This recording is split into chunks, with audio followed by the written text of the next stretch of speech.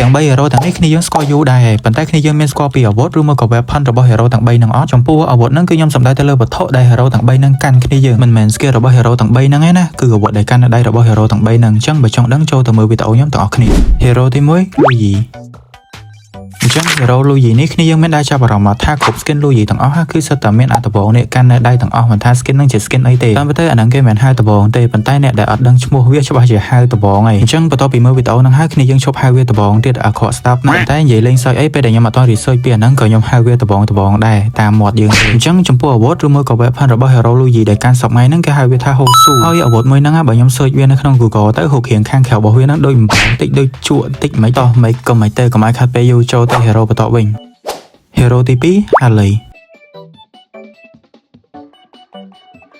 អញ្ចឹង hero Harley នេះអាវុធរបស់គេហ្នឹងគឺយើងឃើញថាមានកាន់ទាំងសងខាងប៉ុន្តែខ្ញុំជឿថាអាមួយខាងទៀតហ្នឹងគ្នាយើងស្គាល់ច្រើនហើយមិនស្គាល់បើចូលឆ្នាំមិនតាន់ផងនាំគ្នាជុំគ្នាបាត់ហើយហ្នឹងអត់ស្គាល់ហ្នឹងទៀតចប់ថាអាមួយខាងទៀតនោះស្ទៀងដបងដូច Luigi ដែរគ្រាន់ថាគេមិនមែនដបងណានិយាយទៅគេមានឈ្មោះរបស់គេតែខ្ញុំជឿថាគ្នាយើងអត់ខ្វល់ដូចខ្ញុំអញ្ចឹងឲ្យតែស្ទៀងដបងហៅដបងហើយប៉ុន្តែយើងត្រូវតែស្គាល់ឈ្មោះវាបើអត់ស្គាល់ឈ្មោះវាខ្ញុំមិនមានវីដេអូផុសអត់ content ផុសបាទអញ្ចឹងចំពោះអាវុធឬមួយក៏ weapon របស់ hero Harley ហ្នឹងគេហៅវាថា Magic Wand Card អញ្ចឹងអាបៀដែលកាន់នៅដៃរបស់ Harley ហ្នឹងគេហៅវា card ប៉ុន្តែអាវ៉ាន់ហ្នឹងបកប្រែជាខ្មែរទៅដបងដែរតែអូអញ្ចឹងខ្ញុំហៅវាដបងត្រូវអញ្ចឹងគ្នាយើងគិតថាវាដបងក៏ត្រូវដែរអានេះបានដបងពិតរបស់គេអញ្ចឹងយើងចូលទៅ hero ចុងក្រោយវិញ hero ទី3 Estes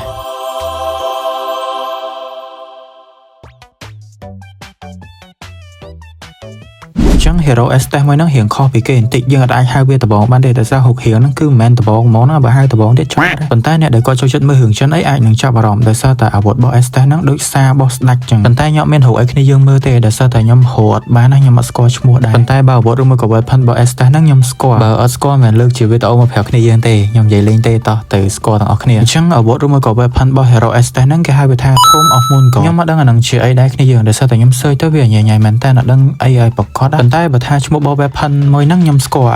Tomb of Moongod ហ្នឹងឯងគ្រាន់ថាបើឲ្យនិយាយឲ្យច្បាស់ថាជាអីហ្មងខ្ញុំអត់ច្បាស់ទេហើយតាមទៅខ្ញុំត្រូវធ្វើច្រើន hero គ្នាយើងគ្រាន់ថាមកវីដេអូនេះយើងដាក់តែ3 hero សិនទៅកុំឲ្យថាវែងពេកខ្ញុំចាំមើលសិនថាគ្នាយើងចូលចិត្ត content បែបហ្នឹងអត់បើថាចង់មើលហ្នឹងផាក2ទៀតក៏បានដែរខ្ញុំធ្វើឲ្យតអញ្ចឹងវីដេអូរបស់ខ្ញុំមានតែប៉ុណ្្នឹងទេអញ្ចឹងបើចូលចិត្ត content បែបហ្នឹងទៀតកុំភ្លេច like follow page របស់ខ្ញុំផងណាអរគុណ